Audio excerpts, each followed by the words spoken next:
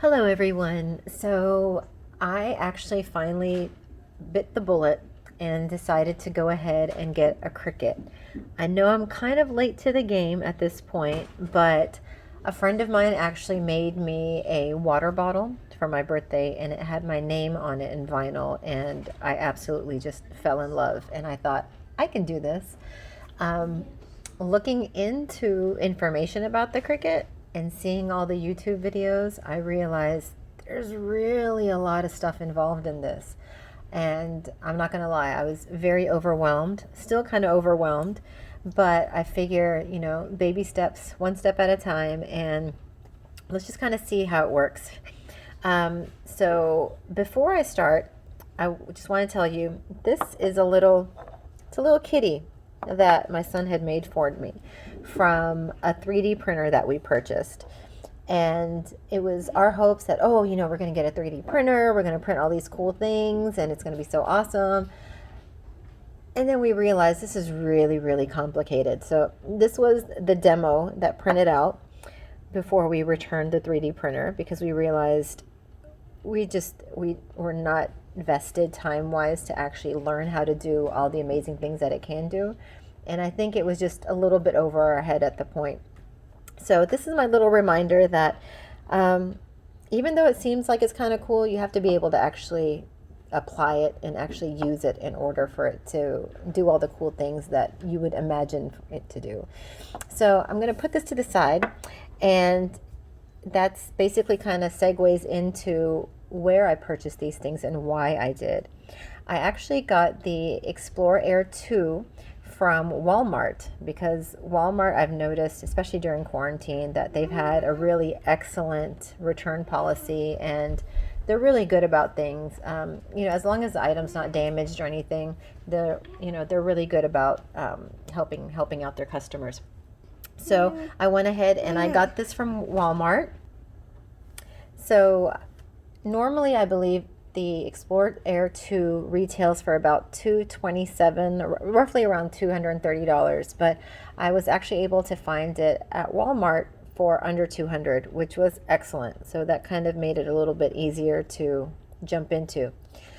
So before I even touch the box, I have been up numerous hours at night watching different YouTube videos, just trying to get the basics. Like, what are the basic things that I need to know? What are the basic things that I need to purchase along with this? Because I know the more I get into the videos, they're going to be talking about all sorts of different things that I'm nowhere near ready to even hear. So based on the fact that my main goal was to start working with like the adhesive vinyl thing, I basically wanted to make sure that I had the basic items needed to work with the vinyl. So speaking of which, vinyl wise, I would think that it was just, okay, pretty basic, but vinyls, apparently there are different types as well. There is a removable vinyl that you can get. Say for example, if you want to make like a wall decal, you can get a permanent vinyl, which is something that you're not planning on taking off anytime soon. For example, like on the bottles and things along those lines. Then there's also the heat transfer vinyl, which is if there's something that you want to put on a shirt or any type of fabric that would actually require heat.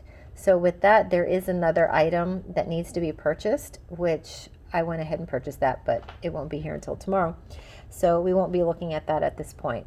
But I was more concerned about the permanent vinyls that I could actually stick onto things to personalize them, basically. So when I was watching one of the videos, one thing I saw was this tape. I actually purchased this from Amazon, and it's a paper transfer tape. So when I was watching some videos, they were showing that you put the vinyl down and then you mark where you want it to be, and then you remove the clear coat, the clear backing from the vinyl, and then you press it down, and then you remove the top paper from the vinyl. So to me, that seemed like it would be a little easy for me to get things a little crooked. So when I saw this, I thought it was really good. Basically, after the vinyl prints out, you just take a piece of this and you place it on top of the vinyl, just like a piece of tape. Let's see. They were saying that you could also reuse this, so that's kind of nice considering how many different things you have to purchase. So reusing is always a good thing if it's meant to be. So this is the paper, and I just kind of pull one side of it. It's sticky on this side. So once we actually print something out, we would just lay it flat on there. Once we pull it up, the decal would be on the tape. You put it on wherever you want to put it, flatten it out, and then you just pull this off and the decal is on. So I was really happy about that. Hopefully that'll work out the way it is in my head. So I knew this was something that I needed to purchase. I knew that I needed to purchase vinyl. So when I was reading about the Explor Air 2, it mentioned that it feeds through 12 by 12. So I made sure that I actually got 12 by 12 self-adhesive vinyl because I wanted to be able to use entire sheets if needed. I would like to use as much as I can on one sheet so I don't have little pieces left over because, I mean, they're not exactly cheap. So the more you can use, the better without wastage. So there's tons of different brands of vinyl. I can't say that I prefer one over the other because I've never used any before.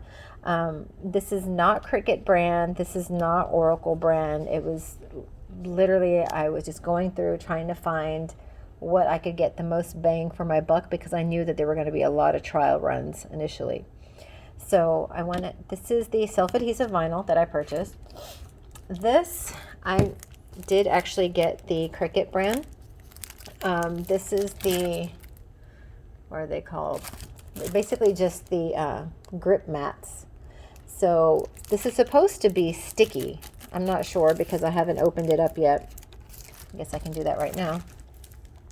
But this also came in different types. There was like a light grip. There was like a stronger grip.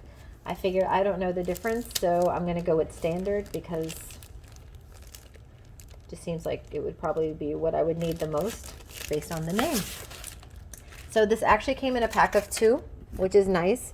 Now that I kind of hold it, it just seems kind of like poster board. But there is a plastic layer on top, and yes, it is actually just a little tacky here. A friend of mine, I asked her about it if they stop getting sticky, and she said she has no idea what it is, but it doesn't lose its stickiness. So that's kind of nice to know. So what basically happens is you stick the vinyl onto this based on the size. So I mean, obviously since ours are 12 by 12, this is 12 by 12 as well. We would just put it in the corner and then feed it in and hope that it prints out properly. So that was another purchase. Another purchase was some tools. Now, every video I was watching, they were talking about weeding and making sure that everything looks nice and clean. So they were all using a tool that went with it. Now they had basic tool kits, which is what I was looking for. And this was actually one of them as well. This is not the Cricut brand, but it looked the exact same. It just didn't have the names on it. So I figure, okay, let me go ahead and try these out.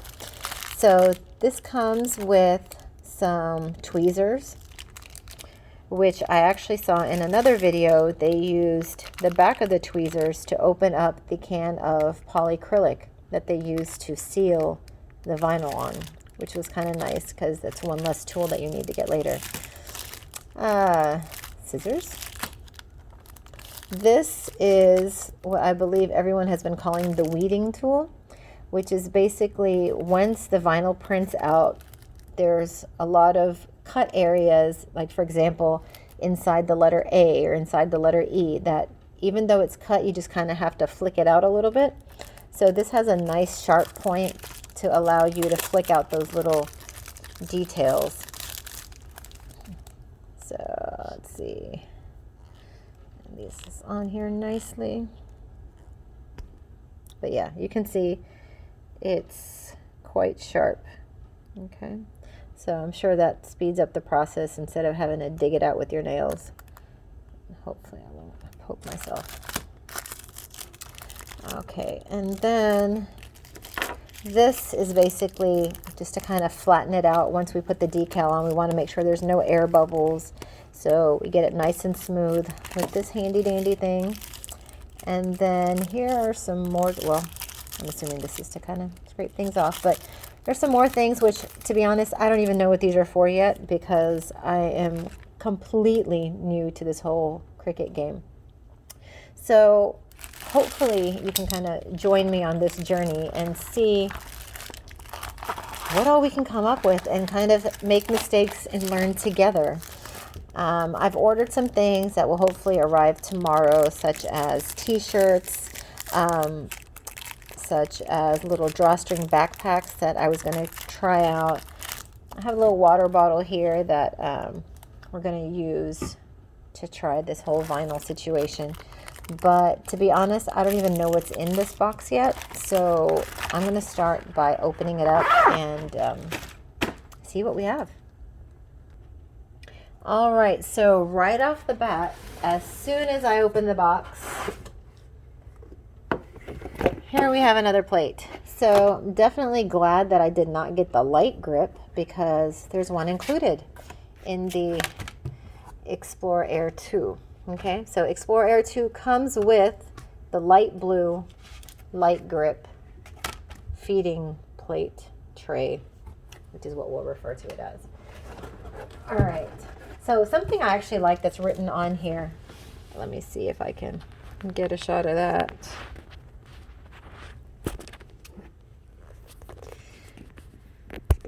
All right, this is what concerned me. I was afraid that getting this Cricut was basically going to consume my life, but it says more time to create, more time for life. So let's hope that's actually accurate. All right.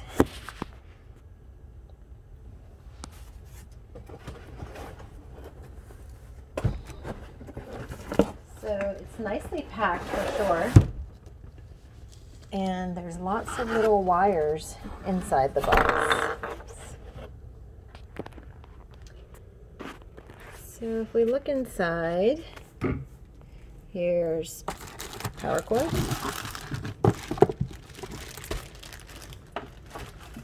And then some stuff, silica that you do not want to eat or allow any of your pets to eat. Here's some cables, a marker, which I'm not sure if this is one of those infusing markers, which I'm very intrigued about. I want to know exactly what that is, but one thing at a time. And then instruction manuals, which I should probably use these right now. All right, and that is all that's in the box. All right, so here we are. We actually took it out of the box. I like the concept of Cricut wanting you to keep it looking like new and to reuse this bag. But to be honest, if I reuse this bag and I wrap it up each time, I am not going to open it to use it. So I like the thought, but we're just going to have to recycle this. So we're going to go ahead and open. Oh, and it actually is a bag. That's cute.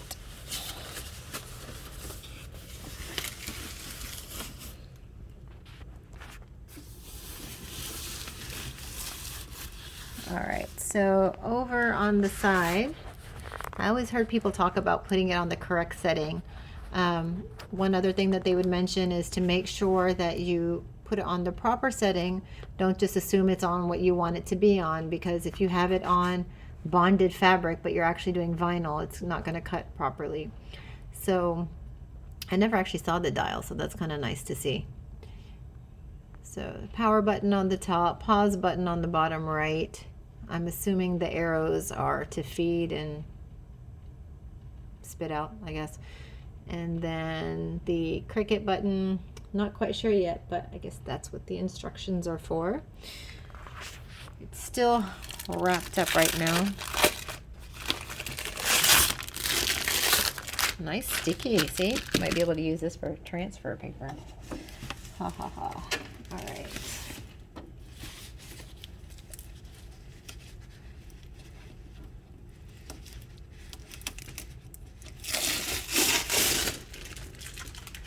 Seriously, it's quite sticky. Might be able to use that. All right, so I'm going to remove this little sticker that's keeping it shut. And it's probably not going to power open because it's not plugged in, but oh, that's cute. All right, so it says Cricut Cut Smart. Labeled A, labeled B. So that's what it looks like. I'm not going to attempt to plug it in or anything right now because I don't think you guys want to see me make all the many mistakes that I'm probably going to make initially, and probably even after that. So this is basically just the unboxing of the Cricut Explor Air 2 and a couple of little things that I was thinking about while purchasing and the things that I thought were important. So hopefully some of those tips helped, or maybe if there were some things that you were questioning, maybe it answered some of the things in your mind. I'm not sure what that is. We'll check that out too. But feel free to follow along our Cricut adventure and see our other videos that we post based on what all we're making. And I will definitely, I don't shy away from telling you the mistakes that I've made because I would rather you learn from my mistakes than make them on your own and hopefully prevent some wastage down the road. But if you have any questions, comments, anything like that, feel free to ask, and hopefully we'll see you soon. Thanks.